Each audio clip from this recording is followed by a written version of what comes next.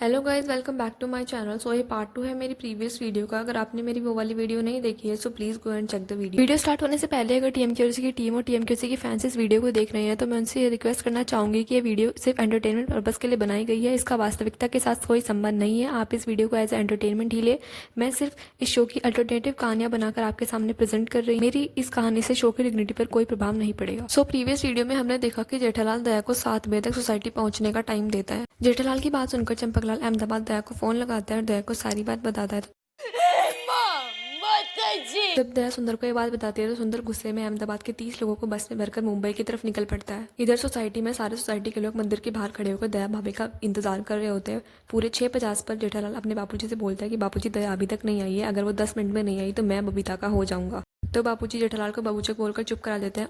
पूरे 7 बजे दया की गाड़ी गोकुलधाम सोसाइटी में पहुंचती है। वो दौड़ी दौड़ी मंदिर की तरफ जाती है और बबीता पर गुस्सा करने लगती है कि मैंने तुम्हें अपनी बहन समझा और तुम मेरी सौतन निकली। वे पीछे सुंदर और उसके दोस्त जेठालाल को मारने के लिए आगे बढ़ते हैं तो दया उनको रोक लेती है। दया बबीता को बहुत बुरा भला कह रही होती है और वो अपने स्टाइल में उसको श्राप भी दे रही होती है। तभी जेठालाल उसको रोक देता है और दया को कहता है कि दया, इसमें बबीता जी की कोई गलती नहीं है, मैं तुम्हें सच सच सारी बातें बताता हूँ। तो दया कहती है, अब कौन सा सच टपूगे पापा, सारा सच तो मेरे सामने आ चुका है। जेठालाल मनगढ़ंत कहानियां बनाकर दया भाभी को सुनाने लगता है। वह कहता है कि दया, ये उस दिन की बात होती है जिस दिन बबीता जी मेरी दुकान पर अपना मिक्सर ग्राइंडर रिपेयर कराने के लिए आई होती है। मैं बहुत ज़्यादा दुखी होता तो बबीता जी मेरे दुख का कारण पूछती है। मैं तुम्हारे अहमदाबाद से वापस न आने को अपने दुख का कारण बताता हूँ तो बबीता जी मेरी फीलिंग्स को समझती हैं क्योंकि उनका भी पार्टनर उनके पास नहीं है। वह मेरी मदद करने की भावना से मुझे एक प्लान बताती है कि हम दोनों शादी का नाटक करेंगे और हमारे नाटक को देखकर दया भाभी दौड़ी दौड़ी अहमदाबाद से वापस आ जाएगी। दया, जो कि एकदम भोली होती है, वो इस बात पर विश्वास कर लेती। पूरी की पूरी सोसाइटी बबीता के लिए तालियां बजाना शुरू करती है। पहले जो वो उसको विलन समझ रही थी वो उसको हीरो समझना स्टार्ट कर देती। उसके बाद सब अपने अपने घर पर चले जाते हैं। दया जेठालाल को अपने हाथों का स्वादिष्ट खाना खिलाती है जो कि वो बहुत सालों से नहीं खिला पाई थी। इसके बाद जेठालाल बबीता को फोन करता है पर बबीता उसका फोन नहीं उठाती। वह तीसरी बार में जाकर जेठालाल का फोन उठाती है।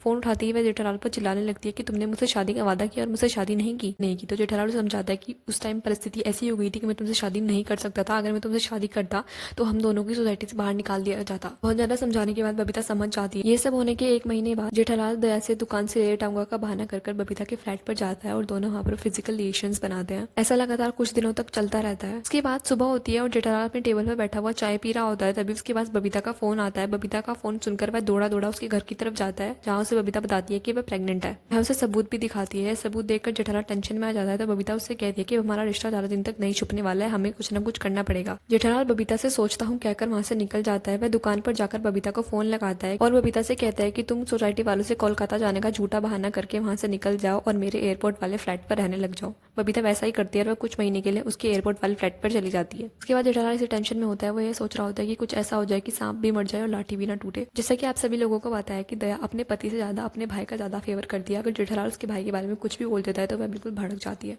तो एक दिन दया सुंदर के बारे में जेठालाल से बात कर रही होती है। वह उसकी बहुत ज्यादा तारीफ कर रही होती है पर जेठालाल परेशान होता है। तो जेठालाल दया पर चिल्लाकर उसे सबसे सच बता देता है कि सुंदर कैसा है, वह कितना टोपीबाज है, उसने उससे कितने सारे पैसे हड़पे हैं। वह सब कुछ सारी बार बता देता है।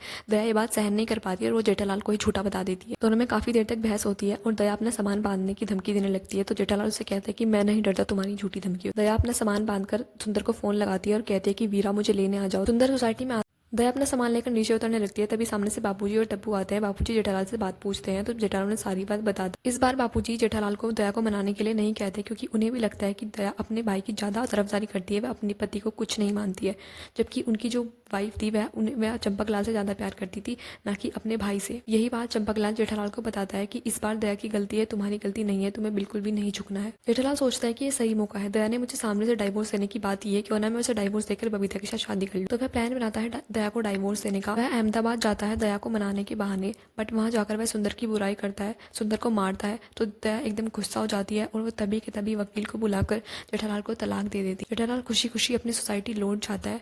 वह यह बात आकर चंपकलाल को बताता है तो चंपकलाल बहुत गुस्सा होता है कि मैंने तुम्हें तलाक लेने के लिए नहीं बोला था।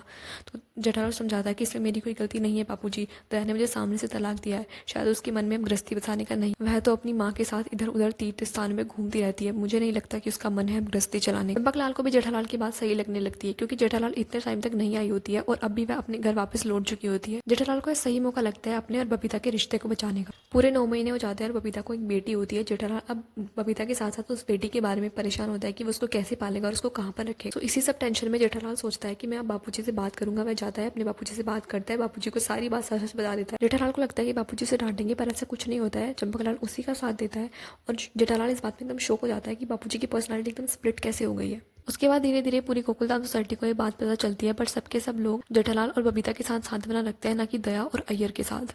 पर इस टाइम तो सोसाइटी वालों को ये नहीं पता होता है कि दोनों की एक बेटी भी हो चुकी है। दोनों की शादी की बात पक्की हो जाती है, दोनों की शादी की तैयारियां जोरों शोरों से चलने लगती है। तभी अय्यर की एंट्री होती है। अय्यर अपनी उसी महबूबा से शादी कर आ चुका होता है। अय्यर को भी बबीता और जेठालाल की शादी की बात पता चलती है, तो अय्यर सोचता है कि मुझे तो पहले से ही पता था कि इन दोनों के बीच में जरूर कुछ लफड़ा चल रहा है। दोनों की शादी का मंडप सज जाता है। बबीता की एंट्री का इंतजार हो रहा होता है। सबको लग रहा होता है कि वो कोलकाता से आएगी, बट नहीं, वह गाड़ी से उतरती है।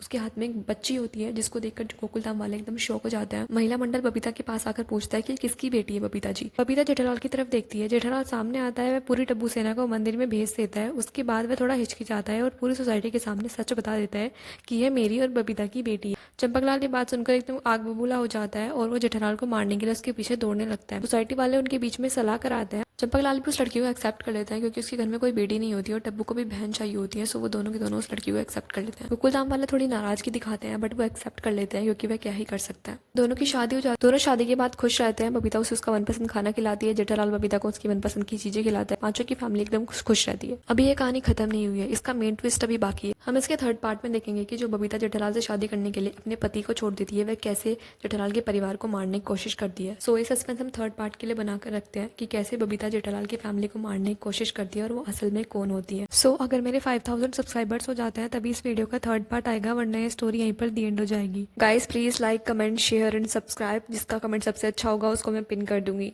Thank you for watching guys.